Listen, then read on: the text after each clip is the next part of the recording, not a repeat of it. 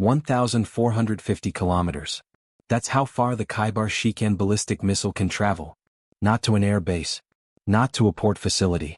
Not to a radar installation. On March 2, 2026, Iran's IRGC pointed that missile directly at the office of a sitting prime minister and fired. Forget the diplomatic statements. Forget the damage assessments. Forget every press conference you've watched this week. There is one fact that tells you exactly what this strike represents, and almost nobody covering this conflict is saying it out loud yet. This is not just a revenge strike. This is the moment Iran demonstrated it can execute the same targeting doctrine that was used to kill Khamenei, from the other direction. What's up? I'm Henry. This is Geopolitics Decoder. And today we're breaking down the Kheibar Shekan strike on Netanyahu's office, the strategic angle that mainstream coverage has reduced to a headline. Here's what the reporting is missing. Iran's IRGC confirmed this was Wave 10 of Operation True Promise 4. They used Kheibar Shekan missiles. They targeted the Israeli government complex in Tel Aviv, military centers in Haifa, and East Jerusalem, simultaneously. That is 3 target categories in one salvo. But the question no analyst on cable news is asking is this: why the Kheibar Shekan specifically? Not the Fatah hypersonic. Not the Shahab series. Not a drone swarm. Why this missile against this target on this day? The answer is in the engineering. And the engineering has implications that extend far beyond this single wave. This isn't just retaliation for Khamenei's death. This is Iran proving it can mirror the precision targeting doctrine used against its own supreme leader, and demonstrating that no address in Israel, including the Prime Minister's office, sits outside that equation. Here's the sequence. Step 1. The solid fuel advantage. The Kheibar Shekan runs on solid propellant. According to verified specifications published by Iran Watch and independently confirmed by the Alma Research and Education Center in Israel, the missile carries a range of 1,450 kilometers, a warhead of 450 to 600 kilograms, and achieves a circular error probable, meaning targeting accuracy, of under 100 meters. That last number matters. Under 100 meters means the missile is designed to hit a specific building, not a city block. But none of those specifications are the real story. The real story is the fuel. Older Iranian systems ran on liquid propellant. Liquid fuel requires hours of visible, exposed preparation on a launch pad, fuel trucks, pressurization equipment, launch crews working in the open. That preparation window is what gives satellite surveillance, signals intelligence, and aerial reconnaissance the time to detect a launch before it happens. That is the kind of intelligence window that has historically given defenders an edge. The Kheibar Shekan eliminates that window entirely. Step 2. The invisible launcher. A solid-fuel ballistic missile can be stored fully loaded on a mobile transporter. In Iran's case, adapted commercial truck chassis, hidden inside a warehouse, a tunnel system, or a hardened mountain facility, and fired within minutes of receiving a single order. No fuel trucks. No hours-long preparation signature. No satellite imagery that broadcasts launch timing to adversary surveillance networks. According to analysis published by Arms Control Wonk using open-source propellant production data, Iran's solid propellant missile production capacity runs between 136 and 289 missiles per month. You cannot preempt what you cannot locate. And you cannot locate what looks like freight parked in a warehouse. Step 3. The leadership targeting signal. The IRGC's own Wave 10 statement, published through SIPA News and independently confirmed by WANA on March 2, 2026, declared that this wave opened what they described as the Great Gates of Fire, and specifically named the Israeli government complex in Tel Aviv as a primary objective, alongside military centers in Haifa and East Jerusalem. That is not random target selection. That is Iran running the identical targeting logic that defined Operation Epic Fury: lead with leadership, lead with command infrastructure, go for the address where decisions are made.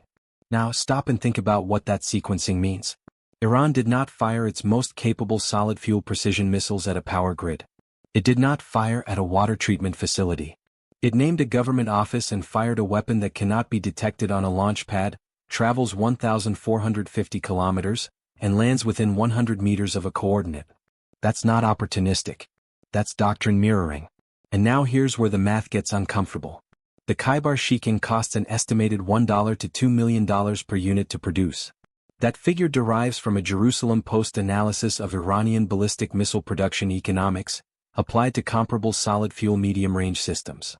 Israel's Arrow 3 interceptor, designed specifically to engage ballistic missiles at altitude, Costs approximately $3 million per round, according to cost data published by the Missile Defense Advocacy Association. Patriot PAC-3 MSE interceptors run approximately $3.9 million per round, a figure cited in congressional testimony and confirmed by defense industry sources including ahead of the HUD's analysis of current conflict costs. The THAAD interceptor, the system the United States deployed most heavily to defend Israel in June 2025, costs $15 million per round, based on FY 2026 unit cost data published directly by the SIZE Missile Defense Project. Let that land. Iran spends up to $2 million to deliver a 500-kilogram precision warhead to a specific address. The defense side spends $3 to $15 million per intercept attempt. And military doctrine, confirmed by Business Insider's analysis of current engagement rates, requires firing a minimum of 2 interceptors per incoming threat to achieve acceptable intercept probability. That means a single Kheibar Shekan engagement costs the defending side between $6 million and $30 million in interceptors alone.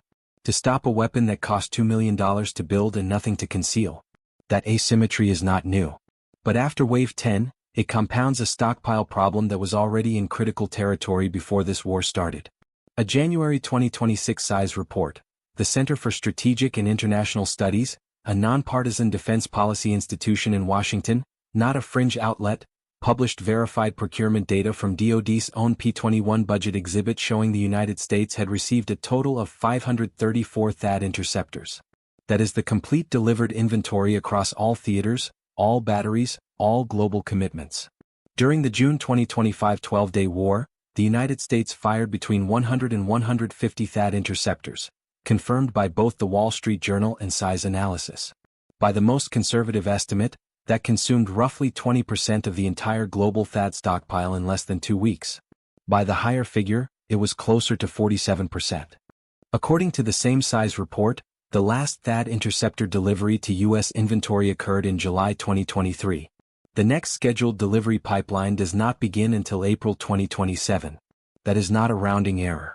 The United States has not received a single new THAAD interceptor in over 2.5 years. And the conflict it is currently inside is generating interception demands that already exceed the June 2025 pace. Iran, by contrast, is producing over 100 ballistic missiles per month according to Secretary of State Marco Rubio, citing intelligence figures that CNN independently confirmed on March 4, 2026. Iran essentially turned the Kheibar Shekan into a compound billing document. Every solid fuel salvo is a forced purchase order against a stockpile that cannot be restocked until 2027.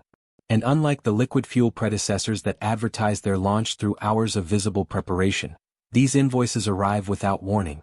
And here's the dimension of this that extends far beyond Tel Aviv. A February 2026 JINSA report, the Jewish Institute for National Security of America, a pro-defense think tank with extensive DoD relationships, published cost estimates from the June 2025 conflict showing that Iran's total missile campaign cost between $1.1 billion and $6.6 billion on the Iranian side, while U.S. and Israeli interceptor costs reached $1.48 to $1.58 billion. In terms of GDP per capita, that conflict cost Iran 93 times more than Israel, and 371 times more than the United States. Those numbers appear to favor the defense economically. But a separate JINSA report published March 5, 2026, the same week Wave 10 landed on Netanyahu's office, reached a blunter conclusion. The report's title was unambiguous: Iran's missile firepower has almost run out. Launchers reportedly have by airstrikes. Pre-war stockpiles of approximately 2,500 ballistic missiles, assessed by the IDF and reported by the Times of Israel, now under severe attrition. And China is watching both ledgers simultaneously.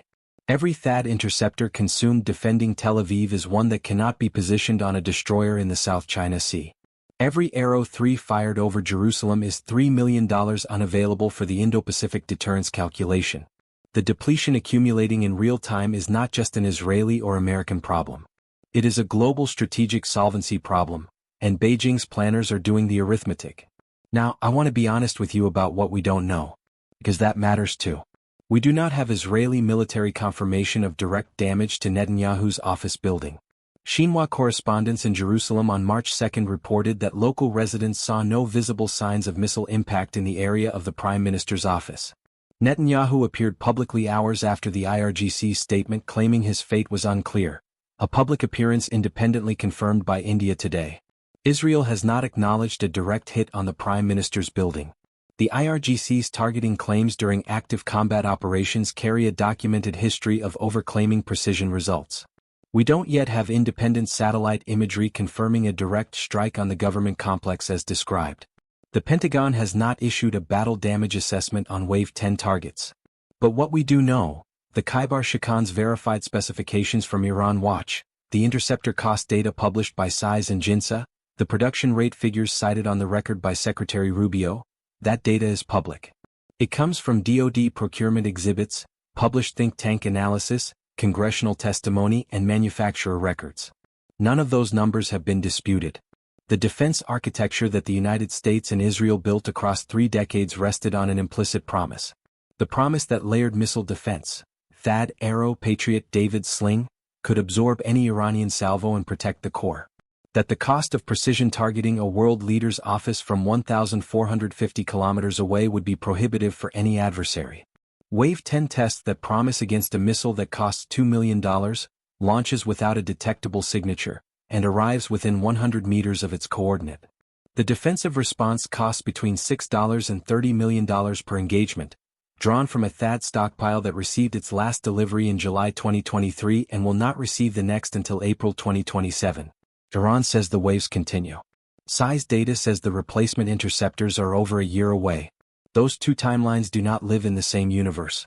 And someone in Washington knows that, even if nobody is saying it on camera yet, that is not a missile defense challenge.